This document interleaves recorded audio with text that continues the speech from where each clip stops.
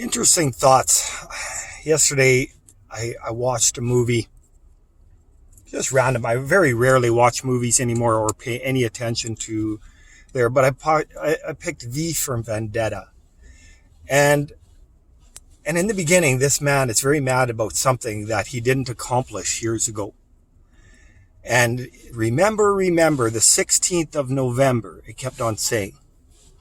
And And we went and Googled that history, what happened on the November. In 1605, King James was sitting on the throne. Predecessor was whichever, but King James. And where have we heard King James before?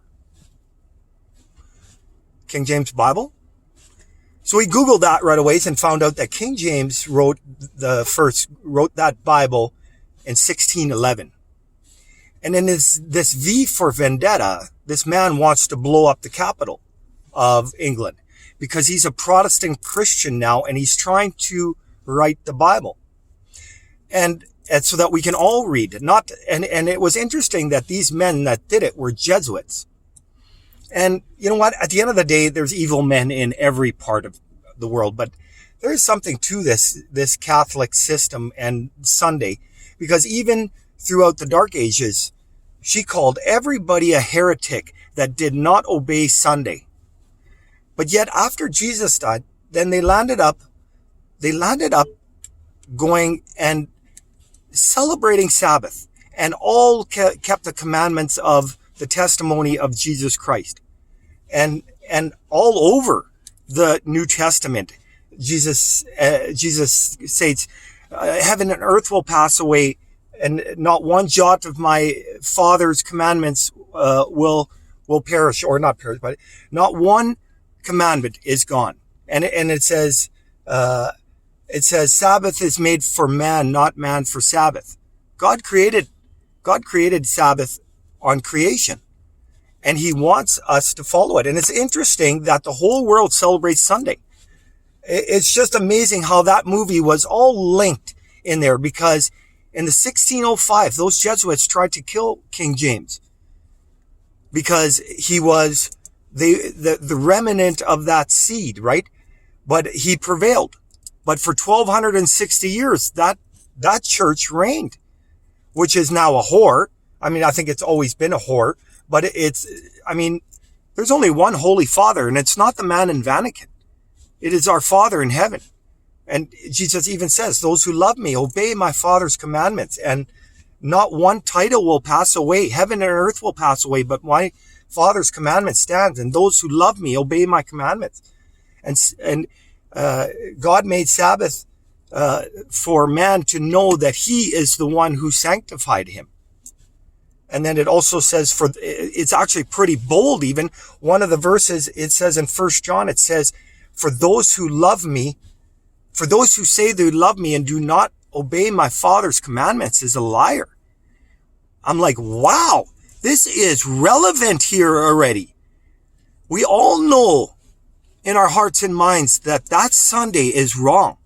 And it's so interesting now that the Vatican, the Pope, is sitting on the United Nations, the whore.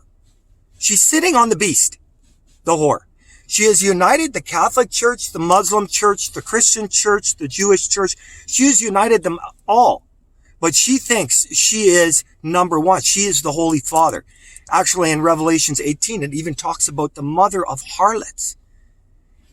And what does that mean, mother of harlots? Well, she claims her ecclesiastical authority that she has the power to change God's commandments from Sabbath to Sunday. And anybody in the Dark Ages that did not obey that Roman Empire Catholic Church was a heretic and burned at the stake. It's amazing. 10 years ago, I started searching this and I found lots of videos. But I go and look now, it's very hard to find the atrocities of all the inquisitions that the Catholic Church, they had same thing as today in COVID. They wanted you back then to rat out your neighbors for heresy if you knew that they were committing, if they were keeping Sabbath or any kind of Jewish remnant of that seed. And they stamped it out pretty good, but people escaped, and and they grew. But many, a great falling away, says in Thessalonians 2 that the man of perdition, sits in the temple, calling himself God, stewing himself he's God. It's just very interesting. Right. And that great falling away, it says actually there's to be a great falling in the way, and that man of perdition is revealed. And he maketh all worship. And he sits in the temple. So it's a temple issue and it's a worship issue. And here's the other fact. In Revelations, it says, all, both small and great, the beast will make it. And what's beast? Nations. What's the biggest nation that's ever seen? United Nations. Sustainable development. And that beast, that whore is sitting on. The Vatican has their own seat on the United Nations. And what's very interesting is, in Revelations it says, and they maketh all, both small and great, rich and poor, free and bond, worship the image of the beast. And it's interesting, it's a worship issue, people. It's also a mark, which United Nations, I believe, had, well, is their Sustainable Development Goal 16? Everybody is biometric.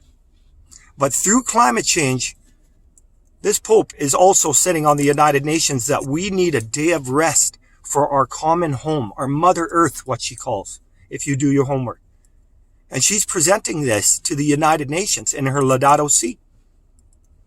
Even the other day, I heard here in Canada, we are at a major new radio station was asking the Pope what we should do on homosexual marriage, which is interesting. Like, I mean, I have no problem. You can do whatever you want to do these days. But what's interesting is, why are we asking them what we should do?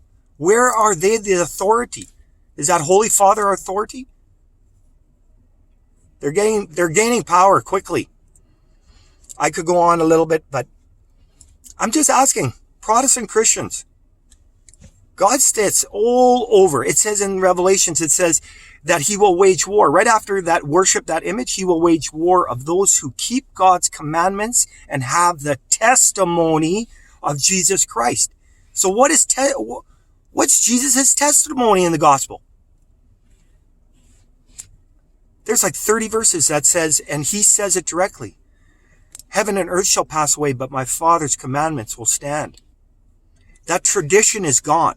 There's no more law that we have to sacrifice a goat in order to be righteous. The righteousness by works is gone. But those who love me obey my Father's commandments. So what are they? What are the commandments? They're very easy, actually. Thou shalt not steal. Thou shalt not murder. Thou shalt not lie. Thou shalt not commit adultery. We all fail. We all stumble, right? But in those stumblings, if we're seeking, he refines us in a fire. That sometimes we need those fires in order to wake up and maybe hit bottom and cry out. It's just interesting through my studies. I haven't been to church in 10 years, but through my studies, I've seen there is something to this Sabbath all over the New Testament.